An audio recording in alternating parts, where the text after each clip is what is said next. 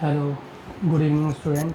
आज जो है हम इकोनॉमिक्स क्लास 12th से चैप्टर नंबर फर्स्ट को कंटिन्यू करने जा रहे हैं।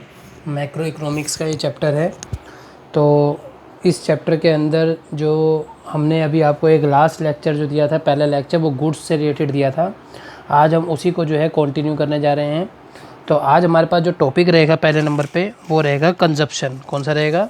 कंजप्शन। कंजप्शन जिसे हम हिंदी में बोलते हैं उपभोग, यानी कि यूज़ करना। ठीक है, इंग्लिश में आप देख रहे हैं कंजप्शन। कंजप्शन जिसे हम क्या बोलते हैं? उपभोग।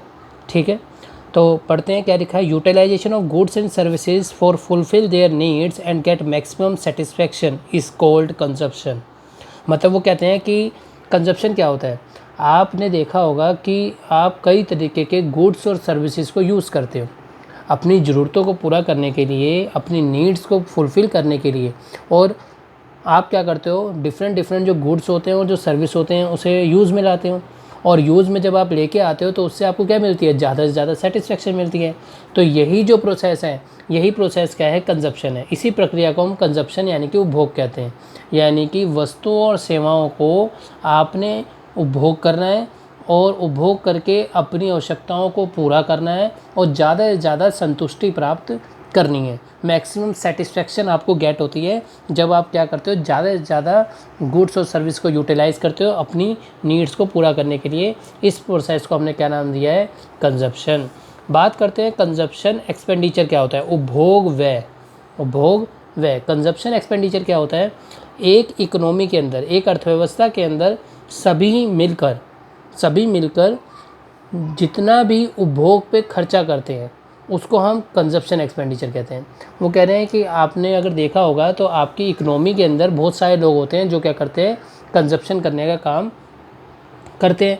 यानी कि वो सभी लोग क्या करते हैं? कुछ ना कुछ चीज़ों का यूटिलाइज़ करते हैं। फॉर एग्ज़ाम्पल, कौन कौन से कंज्यूमर्स होते हैं हमारी इकोनॉमी में? कई लोग हैं जो कि उपभोक्ता है। उपभोक्ता मतलब कि कंज्यूमर्स हैं जो चीज़ों को यूटिलाइज़ करते हैं। तो कौन कौन से लोग हैं कंज्यूमर्स?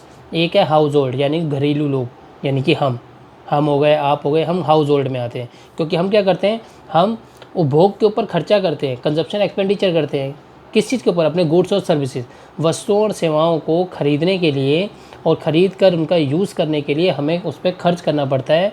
तो एक तरीके का ये हमारा कंजप्शन एक्सपेंडिचर ही हुआ जो कि हाउस होल्ड सेक्टर करता है। एक होता है गवर्नमेंट, सरकार। सरकार भी क्या करती है? चीज़ों पर, वस्तुओं पर खर्चा करती हैं। तो सरकार को खर्च करने का कौन कौन सी जगह हो सकती है? हो सकता है डिफेंस फोर्स, यानी कि देश की सुरक्षा रक्षा संबंधी कार्यों पर खर्च करना। तो सरकार क्या करती है? इस पे पैसा खर्च करती है। और तो सरकार कहाँ खर्च करती है? सरकार अलग अलग स्कीम्स और अलग अलग पॉलिसीज़ जो बनाती है उस पर भी पब्लिक के वेलफेयर के लिए, चैरिटी वगैरह टाइप की चीज़, मिड डे मील हो गई।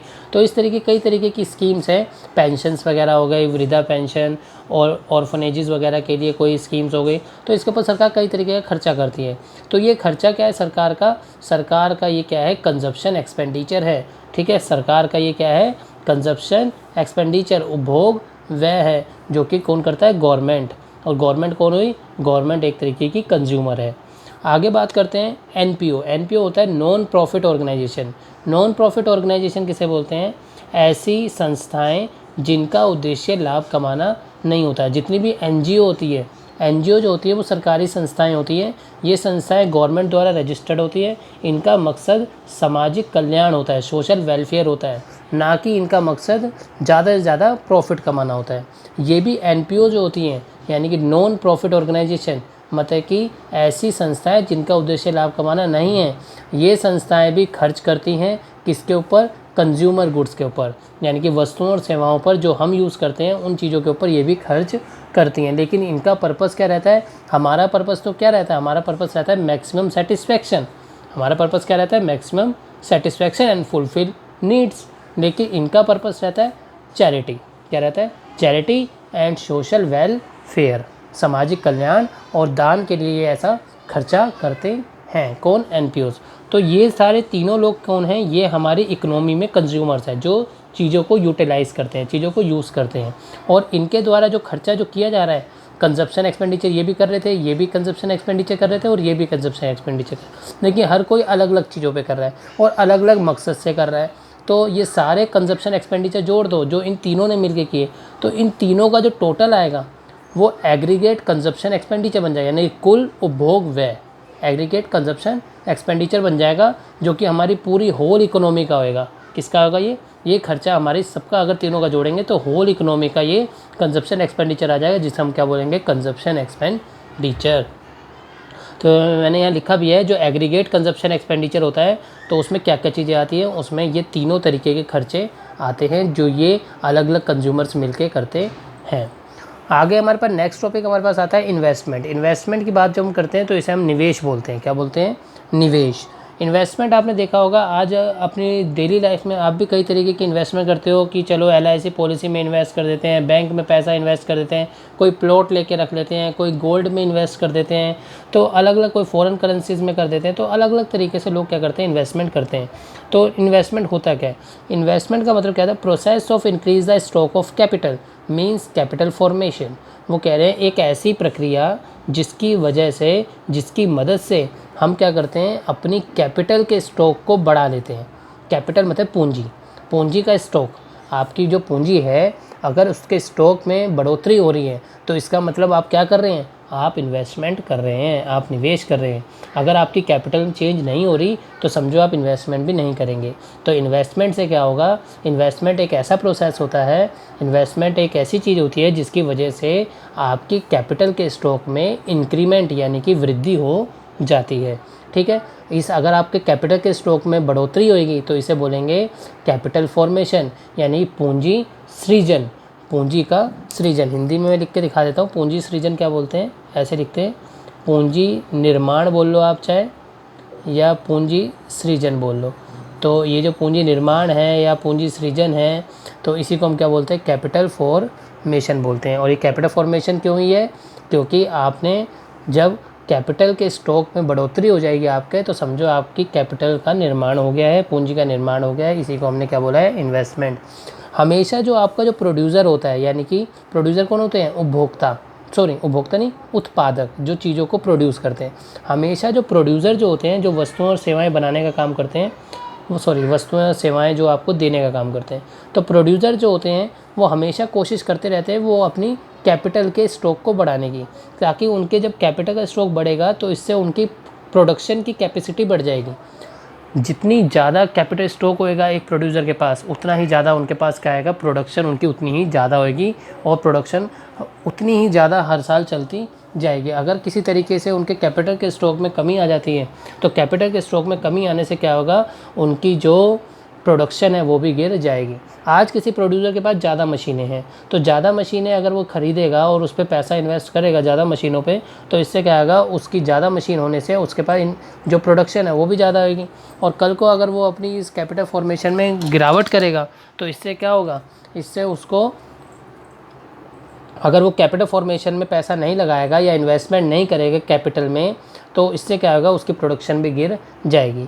तो सिंपली सी बात है, अगर इन्वेस्टमेंट करोगे तो आपकी जो कैपिटल स्टॉक है, के मतलब कैपिटल स्टॉक, कैपिटल स्टॉक में डेल्टा मतलब चेंज, यानी कि अगर आप इन्वेस्टमेंट करोगे तो जितनी आप इन्वेस्टमेंट करोगे उतनी ही आपकी स्टॉक ऑफ कैपिटल में चेंज आ जाएगा। इन्वेस्टमेंट बढ़ाओगे तो कैपिटल स्टॉक बढ़ जाएगा, यानी पूंजी का जो स्टॉक है, पूंजी का जो भंडार है वो बढ़ जाएगा। और अगर आप इन्वेस्टमेंट कम कर दोगे, इन्वेस्टमेंट विड्रॉ कर लोगे, निकाल लोगे, इन्वेस्टमेंट वापसी निकाल लोगे, तो आपकी जो कैपिटल है, जो कैपिटल आपकी जो स्टॉक है, पूंजी का जो आपके पास भंडार है वो आपके पास कम हो जाएगा। तो डेल्टा दिखाता है चेंज। चेंज मतलब बढ़ भी सकता है, घट भी सकता है, वो डिपेंड करता है कि आप इन्वेस्टमेंट ज़्यादा करते हो या इन्वेस्टमेंट को निकाल देते हो। इन्वेस्टमेंट की बात करेंगे तो निवेश, 4 तरीके के निवेश की आज हम बात करने जा रहे हैं। निवेश जो होते हैं इन्वेस्टमेंट 4 तरीके की होती है। एक होती है fix investment, inventory investment, gross investment और एक नेट इन्वेस्टमेंट। आज हमारे पास ये 4 इन्वेस्टमेंट पे हम डिटेल पे चर्चा करते हैं। तो सबसे पहले हमारे पास टॉपिक आता है फिक्स इन्वेस्टमेंट। कौन सी इन्वेस्टमेंट है? Fix investment. आप जैसे यहाँ देख रहे हैं फिक्स इन्वेस्टमेंट। तो फिक्स इन्वेस्टमेंट क्या है? सबसे पहला फिक्स है, क्लियर नहीं दिख रहा होगा पर नोट्स में आपको दिख जाएगा, फिक्स्ड है, ठीक है, ऊपर पूरा एग्जैक्ट मुड़ गया पेज। तो फिक्स इन्वेस्टमेंट क्या है? फिक्स इन्वेस्टमेंट की बात करते हैं, refers to increase in stock of fix asset of the producer during an accounting year. मतलब फिक्स इन्वेस्टमेंट हिंदी में बोलते हैं हम स्थायी निवेश। स्थायी निवेश क्या होता है? यदि कोई कोई प्रोड्यूसर अपनी स्थायी संपत्तियों में यानी कि फ़िक्स एसेट में पैसे को इन्वेस्ट करता है, यानी फ़िक्स एसेट ज़्यादा से ज़्यादा ख़रीदता है अगर कोई प्रोड्यूसर, तो ज़्यादा से ज़्यादा ख़रीदने से क्या होगा, उसके पास फ़िक्स एसेट का स्टॉक बढ़ जाएगा। और फिक्स एसेट का स्टॉक बढ़ने से यानी कि उसे क्या बोलेंगे, फ़िक्स इन्वेस्टमेंट बोलेंगे। फॉर एग्ज़ाम्पल, अगर मिस्टर ए एक प्रोड्यूसर है, अगर वो क्या कर रहे हैं, प्लांट और मशीनरी ज़्यादा से ज़्यादा खरीद रहे हैं, तो इसका मतलब प्लांट मशीनरी अगर वो एक साल में, अकाउंटिंग ईयर होता है लेखा वर्ष, जिसे हम एक लेखा वर्ष बोलते हैं, एक साल का समय होता है, तो एक लेखा वर्ष में अगर कोई प्रोड्यूसर अपने फ़िक्स एसेट में इन्वेस्टमेंट कर रहा है, अपनी फ़िक्स एसेट में इन्वेस्टमेंट का मतलब है प्लांट मशीनरी वगैरह में इन्वेस्टमेंट कर रहा है, तो इस तरीके की इन्वेस्टमेंट को हम क्या बोलेंगे, स्थायी निवेश, क्योंकि ये निवेश जो है स्थायी संपत्तियों को खरीदने में किया जा रहा है, यानी कि फ़िक्स एसेट को खरीदने में किया जा रहा है, तो ये फ़िक्स इन्वेस्टमेंट हुई। ठीक है, फिक्स इन्वेस्टमेंट में जैसे एग्जांपल दीजिए, purchase 3 new plant machinery by the producer, किसी प्रोड्यूसर ने एक साल में 3 नई जो है प्लांट और मशीनरी खरीद ली, तो इसका मतलब उसने कौन सा निवेश किया, स्थायी निवेश, फिक्स इन्वेस्टमेंट। इसको हम फिक्स कैपिटल फॉर्मेशन भी बोलते हैं, स्थायी पूंजी निर्माण, स्थायी पूंजी निर्माण फिक्स कैपिटल फॉर्मेशन के नाम से भी इसे हम जानते हैं। क्या महत्व है, आखिर फ़िक्स इन्वेस्टमेंट जो हम कर रहे हैं उसका फ़ायदा क्या होगा। अगर एक प्रोड्यूसर फ़िक्स एसेट ज़्यादा से ज़्यादा खरीदेगा, स्थायी संपत्ति जैसे प्लांट मशीनरी वगैरह अगर ये ज़्यादा खरीदेगा, तो इससे क्या होगा, उसकी प्रोडक्शन की कैपेसिटी बढ़ेगी, ज़्यादा प्रोडक्शन होगा, ज़्यादा मशीनें लगाएगा, तो ज़्यादा मशीनें लगाने से उसकी जो कैपेसिटी होएगी प्रोड्यूसर की, वो प्रोडक्शन कैपेसिटी बढ़ेगी। प्रोडक्शन कैपेसिटी बढ़ेगी तो इससे अर्थव्यवस्था के अंदर जो आउटपुट लेवल होता है, आउटपुट मतलब कि जो आपकी प्रोडक्शन है, पूरी इकोनॉमी में जो आउटपुट जो लेवल है वो आपका बढ़ जाएगा। आउटपुट लेवल जब बढ़ जाएगा आपके इकोनॉमी में, अर्थव्यवस्था में, तो आउटपुट लेवल बढ़ने से क्या होगा, आर्थिक वृद्धि होगी। क्या होगी, आर्थिक वृद्धि, क्योंकि ज़्यादा मशीनें लगाना, ज़्यादा प्रोडक्शन होना, और ज़्यादा प्रोडक्शन करने के लिए आपको ज़्यादा ही लेबर और एम्प्लॉयज़ चाहिए होंगे, और जितने ज़्यादा लेबर और एम्प्लॉयज़ चाहिए होंगे तो इससे क्या होगा, लोगों को रोज़गार मिलेगा, और रोज़गार मिलने से लोगों का आर्थिक विकास होगा, इकोनॉमिक डेवलपमेंट होगा और इकोनॉमिक ग्रोथ होएगी। और इकोनॉमिक ग्रोथ जिस देश में ज़्यादा होती है उस देश में जीडीपी ग्रोथ भी ज़्यादा मानी जाती है। ग्रॉस डोमेस्टिक प्रोडक्ट, सकल घरेलू उत्पाद, वो ज़्यादा होगा। तो ये फ़ायदे थे किसके, स्थायी निवेश के। दूसरी तरफ हम बात करते हैं इन्वेंट्री इन्वेस्टमेंट। आप देख रहे हैं इन्वेंट्री इन्वेस्टमेंट जिसे हम बोलते हैं, इन्वेंट्री को क्या बोलते हैं, इन्वेंट्री होता है माल सूची निवेश, माल सूची निवेश, यानी कि अब जो इन्वेस्टमेंट करनी है वो किस में करनी है, इन्वेंट्री में, माल में, ठीक है, वस्तु में। यानी कि एक प्रोड्यूसर क्या करता है, वो साल के दौरान में इन्वेस्टमेंट करता है, एक साल में वो भी प्रोड्यूसर स्थायी संपत्ति में तो करता है वो, मशीनों वगैरह में, इसके अलावा वो दूसरे माल में भी निवेश करता है, गुड्स में भी निवेश करता है। गुड्स कितने तरीके के, कुछ होते हैं फिनिश गुड्स यानी कि तैयार माल, या तो वो तैयार माल में इन्वेस्टमेंट करेगा प्रोड्यूसर, या फिर यानी कि चीज़ों को बना के रखेगा, इन्वेस्ट करके रखेगा, रेडी करके। सेमी फिनिश गुड्स यानी कि अर्ध तैयार वस्तुएं, मतलब कि जो ऐसी वस्तुएं जो अभी तैयार नहीं हुई, अभी तैयार होने के चरण में पड़ी हैं, मतलब कि अभी वो अंडर प्रोसेस में है, अभी वो चल रही हैं, तो उसमें भी इन्वेस्टमेंट होती है। कुछ रॉ मटेरियल, आप अगर एक फैक्ट्री चलाते हैं तो आपके पास अगर देखा जाए तो 3 चीज़ें हो सकती हैं, या तो कच्चा माल पड़ा आएगा आपके पास गोडाउन में, तो वो एक तरीके की कच्चे माल में आपने इन्वेस्टमेंट कर रखी है। उसके अलावा कुछ माल आपकी मशीनों के अंदर डला होगा जो अभी रनिंग प्रोसेस में, वर्क इन प्रोग्रेस में, जो अभी प्रगति में है, तो वो आपका हो जाएगा सेमी फिनिश गुड्स। और कुछ आपके पास तैयार माल होकर पैक होकर रखा होगा जो कि फिनिश गुड्स होएगा। तो ये तीनों चीज़ें जो है, 1 2 ये तीनों चीज़ें मिलकर क्या दिखा रही है, आपकी इन्वेंट्री के इन्वेस्टमेंट को दिखा रही है कि एक प्रोड्यूसर ने इन्वेंट्री में कितना पैसा इन्वेस्ट कर रखा है। कुछ रॉ मटेरियल की फॉर्म में, कुछ फिनिश गुड्स की फॉर्म में इन्वेस्ट है, तो कुछ आपका सेमी फिनिश गुड्स यानी कि अर्ध तैयार वस्तुओं के रूप में इन्वेस्ट हो रखा है। Change in inventory stock during the year, एक साल में आपके इन्वेंट्री में कितना, इन्वेंट्री का जो स्टॉक होता है यानी कि माल का जो आपके पास भंडार है, उस इन्वेंट्री के स्टॉक में एक साल में कितना चेंज आ रहा है, कितना बदलाव आ रहा है, वही क्या है, इन्वेंट्री इन्वेस्टमेंट है। मान लो पिछले साल हमारे पास इन तीनों में जो इन्वेस्टमेंट थी हमारी 5 करोड़ रुपए की थी, इस साल हमने देखा कि आपके इस साल के एंड में जो है आपकी तीनों में इन्वेस्टमेंट जो थी वो कितनी थी, 8 करोड़ रुपये। तो टोटल कितने का इंक्रीमेंट हुआ, चेंज जो आया इन्वेंट्री स्टॉक में वो कितने का आया, 3 करोड़ रुपये का, जो एक साल में था। तो एक साल में स्टॉक इन्वेंट्री में कितना चेंज आया, 3 करोड़ का। डैट इज़ इन्वेंट्री इन्वेस्टमेंट, यानी कि आपने क्या किया है, इन्वेंट्री में पैसा इन्वेस्ट किया, वो भी कितना ज़्यादा, पिछले साल से 5 से 8 हुआ है, तो 3 करोड़ रुपये आपने जो है इन्वेंट्री इन्वेस्टमेंट किया है। आगे देखिए, this is called inventory stock, मतलब ये जो तीनों का जो स्टॉक होता है, तीनों वस्तुओं का जो स्टॉक है, इसे हम इन्वेंट्री स्टॉक के नाम से भी जानते हैं। ठीक है, इन्वेंट्री स्टॉक, माल सूची भंडार, ठीक है, स्टॉक। आगे बात करते हैं, this stock keeps varying over the time. वो कह रहे हैं ये स्टॉक इसलिए रखा जाता है इन चीज़ों का, हर समय जो है इसे बना के रखना बहुत ही ज़रूरी होता है। अगर आप इस तरीके का इन्वेंट्री स्टॉक नहीं बनाते या इन्वेंट्री मैनेजमेंट नहीं करते, इन्वेंट्री इन्वेस्टमेंट नहीं करते, तो आपको जो है कई ज़्यादा नुकसान उठाना पड़ सकता है। फॉर एग्ज़ाम्पल, अचानक जो है मार्केट में तेज़ी आती है, तेज़ी आने पे क्या होता है, आपके पास स्टॉक बन के माल तैयार पड़ा होकर नहीं रखा हुआ, फिनिश गुड्स आपके पास नहीं है, तो आप सप्लाई कैसे करोगे भाई? मार्केट में अगर डिमांड तेज़ी से होगी तो आपके पास तो फिनिश गुड्स है ही नहीं, आपने तैयार करके रखा ही नहीं, आपने इन्वेंट्री में इन्वेस्टमेंट किया ही नहीं, तो आप जो है सप्लाई भी नहीं कर पाओगे, तो आपको नुकसान उठाना पड़ेगा उस स्थिति का। और मान लो अगर मार्केट में एकदम से कुछ विपरीत परिस्थितियाँ आ गई, उल्टी परिस्थितियाँ, जिस केस में मार्केट में कच्चा माल आना बंद हो गया, तो अगर आपने कच्चा माल अपने पास ख़रीद के इन्वेस्ट करके नहीं रखा होगा तो आपकी फैक्ट्री तो बंद हो जाएगी, क्योंकि कच्चा माल पीछे से आ नहीं रहा और आपके पास स्टॉक में पड़ा नहीं है, तो तब भी आपको क्या उठाना पड़ेगा, सारी दुनिया माल बनाएगी और आप चुपचाप खाली बैठे रहोगे, तो ये भी आपका भारी नुकसान हो सकता है। तो इसलिए एक प्रोड्यूसर को इन्वेंट्री इन्वेस्टमेंट करने की ज़रूरत होती है। इन्वेंट्री अगर हम बात करें तो इन्वेस्टमेंट जो हम बात कर रहे हैं 2 तरीके की होती है, इसके टाइप्स। इन्वेंट्री इन्वेस्टमेंट की पहली टाइप है डिज़ायर्ड इन्वेंट्री स्टॉक, यानी कि इच्छा, पहले से आप प्लान कर लेते हैं इसके अंदर कि कितना इस साल में मेंटेन करना है फ्यूचर की डिमांड को पूरा करने के लिए। हर एक प्रोड्यूसर पहले से ही एक प्लानिंग करके चलता है कि फ्यूचर में आने वाली डिमांड को पूरा करने के लिए मुझे कितना पहले से इन्वेंट्री इन्वेस्ट करके रखनी है, इन्वेंट्री इन्वेस्टमेंट करनी है। तो इस तरीके की जो प्लानिंग पहले से करके जो तैयार करके रखी जाती है उसे बोलते हैं डिज़ायर्ड इन्वेंट्री स्टॉक, यानी कि वो स्टॉक है ये इन्वेंट्री का जो हमने पहले से प्लान करके इन्वेंट्री स्टॉक करके रख ली थी, इसके द्वारा, प्रोड्यूसर के द्वारा कर ली गई थी, किस लिए, ताकि वो फ्यूचर की डिमांड को पूरा कर सकें। Undesired inventory stock leads to losses, अगर आप डिज़ायर्ड इन्वेंट्री स्टॉक नहीं करते, अनडिज़ायर्ड इन्वेंट्री स्टॉक करते हो, यानी कि आपने पहले से प्लानिंग करके कोई इन्वेंट्री इन्वेस्टमेंट नहीं करी, कुछ स्टॉक नहीं किया इन्वेंट्री में, तो आपका इसका मतलब ये किस ओर ले जाएगा, आपको लॉस की ओर ले जाएगा, घाटे की ओर ले जाएगा। घाटे की ओर क्या ले जाएगा, आप इसके अंदर demand turn lower than expected of product, demand जो होगी इससे क्या आएगा, जितना आपने एक्सपेक्ट किया था, आपने सोचा था कि मेरा आने वाले टाइम पे 5 लाख रुपए का माल बिक जाएगा, लेकिन एक्सपेक्टेड से भी आपकी डिमांड कम हो जाती है, यानी कि बिकता सिर्फ 2 ही लाख का है।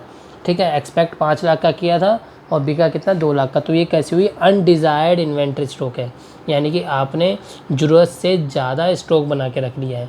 ठीक है, ये सोचकर कि मेरी 5 लाख की जो है वस्तु बिकेगी आने वाले टाइम पे, लेकिन बिकी सिर्फ 2 लाख की, तो ये अनडिज़ायर्ड हो गया ना। यानी कि आपने पहले से प्लानिंग करके, सही से अच्छे से प्लानिंग करके, मैनेजमेंट करके आपने अपने प्रोडक्ट की, आपने जो इन्वेंट्री था, माल था, उसको अच्छे से आपने स्टॉक करके नहीं रखा। अगर आप पहले से प्लानिंग कर लेते और अच्छा मैनेजमेंट करते तो शायद आपको इस तरीके का लॉस उठाना ना पड़ता, जो कि अनडिज़ायर्ड इन्वेंट्री स्टॉक की वजह से होता है।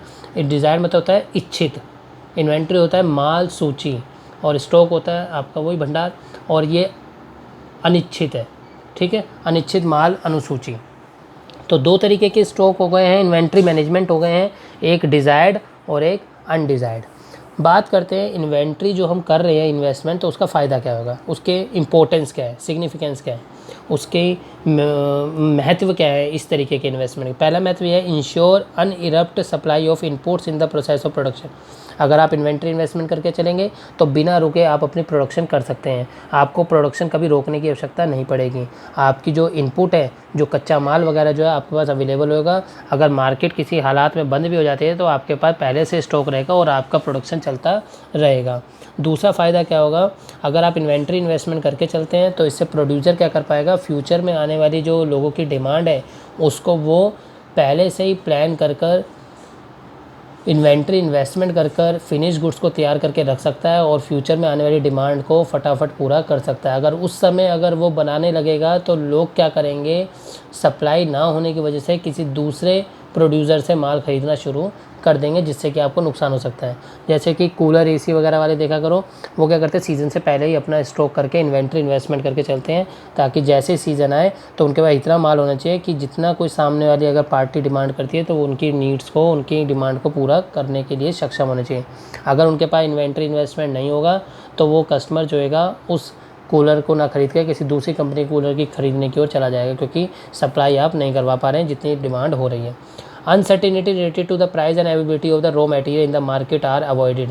अगर आप इन्वेंट्री इन्वेस्टमेंट करके चलते हैं तो कई बार क्या होता है, अनिश्चितता यानी कि हमें पता है कि फ्यूचर किसी ने नहीं देखा, कभी भी अनसर्टेनिटी हो सकती है, कभी भी अनिश्चितता का सामना करना पड़ सकता है आपको।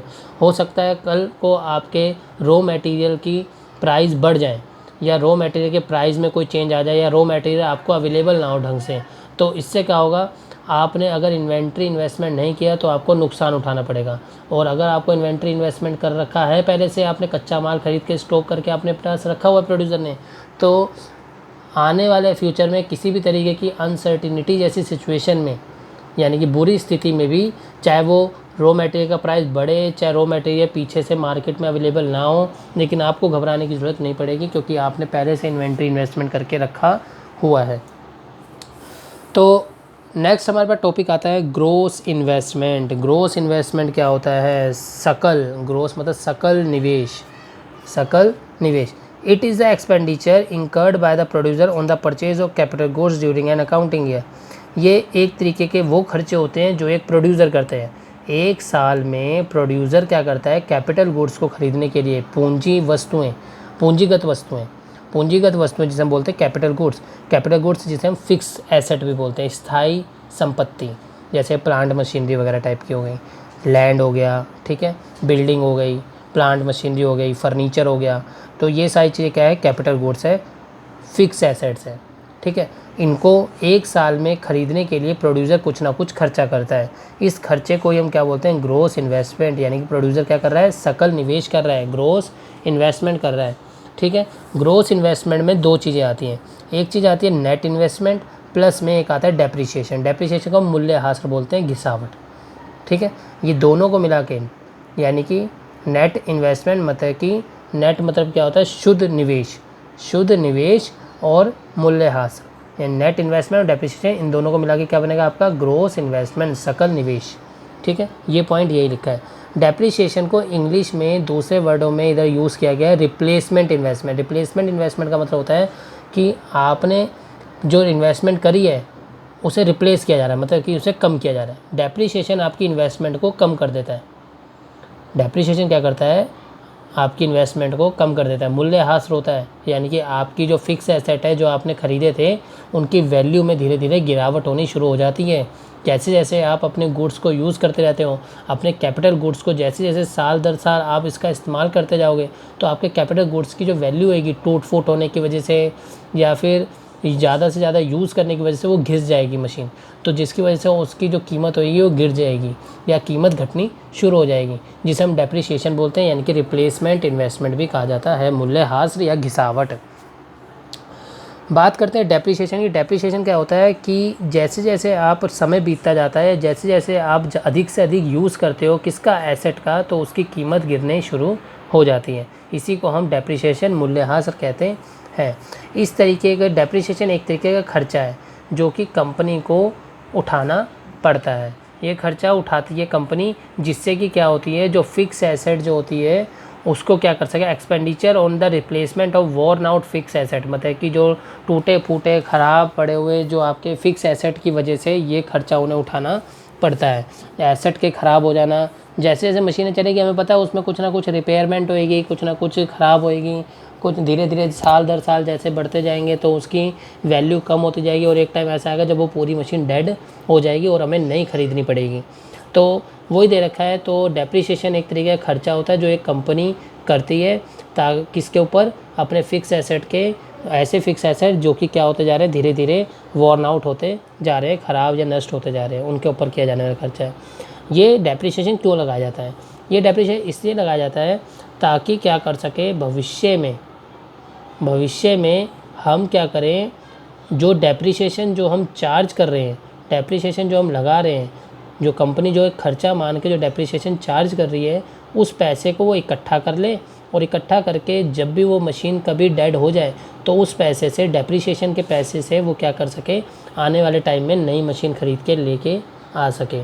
तो इसलिए डेप्रिसिएशन चार्ज किया जाता है, ठीक है। और ये डेप्रिसिएशन जो है जो चार्ज करते हैं हम किस में से करते हैं, मशीन के, वो जो मशीन जो हमने लगाई है, जो हमने कैपिटल गुड्स जो हमने यूज़ कर रहे हैं, तो उस गुड्स से जितनी भी हमें इनकम हो रही है, उस कैपिटल गुड्स से हमें जितनी भी इनकम हो रही है, तो उस इनकम में से ही हम क्या करते हैं, डेप्रिसिएशन नाम का खर्चा माइनस कर लेते हैं।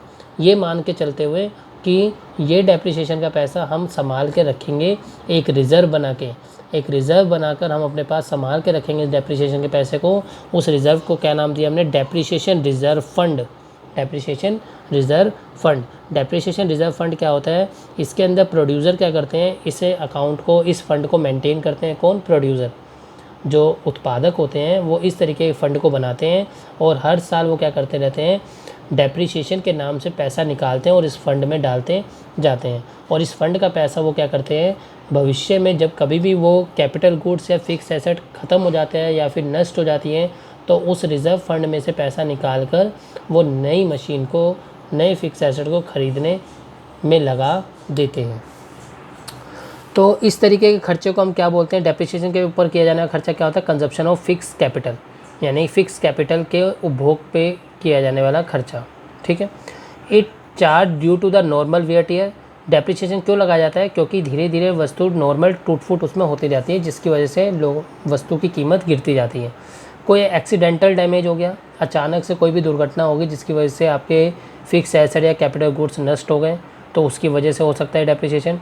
डेप्रिसिएशन एक्सपेक्टेड एब्सोलेंसिस की वजह से होता है, जैसे कि मार्केट में हर समय मशीन का रेट एक जैसा नहीं रहता, तो मार्केट में प्राइस ऊपर नीचे बढ़ने या घटने की वजह से आपके जो घटने की वजह से, बढ़ने की वजह से तो नहीं, घटने की वजह से आपकी जो गुड्स है, जो आपके पास जो वस्तु है, फिक्स एसेट, स्थायी जो आपके पास संपत्ति है, उसकी कीमत गिर सकती है, ठीक है।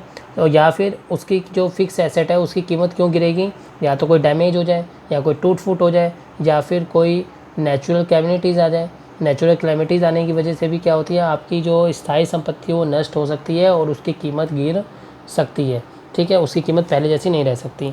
तो ये डेप्रिसिएशन होने के केसेस होते हैं, यानी कि जिसे हम हिंदी में बोलते हैं मूल्यह्रास, यानी कि मूल्य में ह्रास मतलब कमी आना। किसके मूल्य में कमी आना, कमी आना जितनी भी स्थायी संपत्ति होती है, फिक्स एसेट होते हैं, उसके मूल्य में धीरे धीरे जैसे जैसे हम इस्तेमाल करते रहते हैं, तो स्थायी संपत्ति में टूट फूट होने की वजह से, अचानक से होने वाले एक्सीडेंटल डैमेज की वजह से, या फिर नेचुरल क्लैमिटीज़ की वजह से, या मार्केट में उतार चढ़ाव होने की वजह से उस स्थायी संपत्ति के मूल्य में कमी या गिरावट आ जाती है, जिसे हम क्या बोलते हैं, डेप्रिसिएशन, मूल्यह्रास बोलते हैं, या फिर हम इसे सिंपल भाषा में घिसावट के नाम से भी जानते हैं। तो ये एक तरीके का कंपनी के लिए एक ये खर्चा होता है प्रोड्यूसर के लिए, और वो इसे खर्चा मानकर हर साल अपने प्रॉफिट में से, अपनी इनकम में से निकाल कर इस खर्चे को एक रिज़र्व बनाकर अपने पास रखता रहता है, इकट्ठा करता रहता है, जिसे हम डेप्रिसिएशन रिज़र्व फंड बोलते हैं, ठीक है। DRF शॉर्ट फॉर्म में, डेप्रिसिएशन रिज़र्व फंड। इसके अंदर जितना भी डेप्रिसिएशन का पैसा जो चार्ज करता है वो उसकी अपनी इनकम में से वो इकट्ठा करके इस रिज़र्व में रखता है एक प्रोड्यूसर, ताकि भविष्य में जब भी वो मशीन पूरी नष्ट हो जाएगी तो उस रिज़र्व में से पैसा निकाल के वो नई मशीन ख़रीद के लाने योग्य बन सके। नाउ हमारे पास चौथे नंबर की इन्वेस्टमेंट आती है नेट इन्वेस्टमेंट, शुद्ध निवेश। शुद्ध निवेश क्या है, ये एक तरीके का खर्चा है जो कौन करेगा, प्रोड्यूसर करेगा। किसके ऊपर करेगा, कैपिटल गुड्स को ख़रीदने पे, ये भी इसी पे ऊपर था खरीदने पे। लेकिन देखा which leads to increase in his capital stock, जिससे कि क्या होगा, उसके जो कैपिटल स्टॉक जो होगा वो बढ़ेगा। इसमें ये लाइन नहीं थी, दोनों में फ़र्क क्या है, बस इतना ही फ़र्क है। ये भी कैपिटल गुड्स को ख़रीदने पे प्रोड्यूसर खर्च करता है, ये भी कैपिटल गुड्स को ख़रीदने पे प्रोड्यूसर खर्च करता है, ठीक है। जिससे कि क्या हो सकता है, जिससे कि उसके कैपिटल स्टॉक यानी पूंजी निर्माण में बढ़ावा मिले, जिससे कि उसकी पूंजी बढ़ जाए, जिससे कि उसकी कैपिटल स्टॉक बढ़ जाए, इसलिए वो खर्च करता है। दोनों में फ़र्क क्या है, ग्रोस इन्वेस्टमेंट में और नेट इन्वेस्टमेंट में क्या फ़र्क है। ग्रोस इन्वेस्टमेंट में नेट और डेप्रिसिएशन दोनों आते हैं, लेकिन नेट इन्वेस्टमेंट में ग्रोस में से डेप्रिसिएशन घटा लो, पूरा जो ग्रोस है, ग्रोस में से डेप्रिसिएशन नहीं आता, इसमें डेप्रिसिएशन हटा लो, बाकी जो बचेगा वो नेट बचेगा। अगर आप इस फॉर्मूले से देखें तो मुझे नेट निकालना हो तो ये प्लस का डेप्रिसिएशन उधर चला जाएगा, ग्रोस के उधर, तो माइनस हो जाएगा। तो इस तरफ क्या रह जाएगा, नेट इन्वेस्टमेंट, तो उधर क्या बचेगा, ग्रोस इन्वेस्टमेंट माइनस डेप्रिसिएशन, तो ये फॉर्मूला बन जाएगा। महत्व क्या है, इसके फ़ायदे क्या हैं नेट इन्वेस्टमेंट के। नेट इन्वेस्टमेंट क्या है, शुद्ध निवेश से आपके जो इकोनॉमी है, अर्थव्यवस्था में कैपिटल जो गुड्स हैं उनका स्टॉक बढ़ जाएगा। कैपिटल गुड्स बढ़ेंगे तो लोगों की काम करने की, जो कर्मचारी है, जो लेबर्स हैं, उनकी काम करने की जो क्षमता, एफिशिएंसी, वो इम्प्रूव हो जाएगी। यानी कि हर व्यक्ति को काम करने के लिए मशीन मिलेगी और हर व्यक्ति अपनी पूरी दक्षता से, अपनी पूरी क्षमता से काम करेगा। अगर वो पूरी एफिशिएंसी से काम करेगा लेबर्स, तो इससे क्या होगी, आपकी प्रोडक्शन कैपेसिटी भी बढ़ जाएगी। प्रोडक्शन कैपेसिटी बढ़ेगी तो प्रोडक्शन बढ़ने से क्या होगा, आपको ज़्यादा लोगों को रोज़गार पे रखना पड़ेगा, क्योंकि ज़्यादा मशीनें होने की वजह से ज़्यादा लेबर चाहिए होंगे, और ज़्यादा लेबर अगर आप रखोगे तो हर व्यक्ति को एक एक मशीन मिलेगी काम करने के लिए, जिससे कि उनकी एफिशिएंसी भी इम्प्रूव होएगी, काम करने की दक्षता और क्षमता भी बढ़ेगी और आपका उत्पादन भी बढ़ेगा। और जब ये सब कुछ होगा, लोगों को रोज़गार मिल गया, तो आर्थिक विकास होगा, इकोनॉमिक डेवलपमेंट होएगी, इकोनॉमिक ग्रोथ होएगी, आर्थिक विकास, आर्थिक वृद्धि होएगी और देश का सकल घरेलू उत्पाद भी बढ़ जाएगा। जीडीपी जो रेट है आपके देश की, वो इम्प्रूव हो जाएगी। तो ये था आपके नेट इन्वेस्टमेंट के फ़ायदे, यानी कि महत्व। और ये आपका नीचे था depreciation reserve fund to the date fund which producer की फॉर रिप्लेसमेंट इन्वेस्टमेंट। ये पैसा जो है फंड, ये इसलिए बनाता है प्रोड्यूसर, ताकि वो क्या कर सके, रिप्लेसमेंट इन्वेस्टमेंट के लिए बनाता है। रिप्लेसमेंट इन्वेस्टमेंट का मतलब ये है कि कल जो डेप्रिसिएशन है, डेप्रिसिएशन का पैसा जो है इस रिज़र्व फंड के अंदर इकट्ठा करता है वो, और इससे वो कभी भी भविष्य में जब भी उसकी इन्वेस्टमेंट धीरे धीरे गिरती है, या फिर उनकी जो एसेट है, कैपिटल गुड्स हैं, अगर उसमें गिरावट आती है, तो वो क्या करता है, उस कैपिटल गुड्स को हटाकर नया कैपिटल गुड्स लाने के लिए उसे कैश की या पैसे की एक नीड होएगी, ज़रूरत होएगी, जो वो इस डेप्रिसिएशन रिजर्व फंड में जो इकट्ठा किया हुआ पैसा है उसको निकाल कर वो एक नई परचेज़ करके ला सकता है। तो स्टूडेंट्स, आज का ये लेक्चर हमारा जो है इन्वेस्टमेंट के ऊपर ख़त्म होता है और एक कंजप्शन टॉपिक पढ़ाया है। इस चैप्टर का एक लेक्चर और होगा और उस लेक्चर में ये चैप्टर ख़त्म हो जाएगा, और चैप्टर लास्ट जो अब नेक्स्ट लेक्चर होगा उस लेक्चर पे आपको इसके नोट्स प्रोवाइड करा दिए जाएंगे। Thank you so much.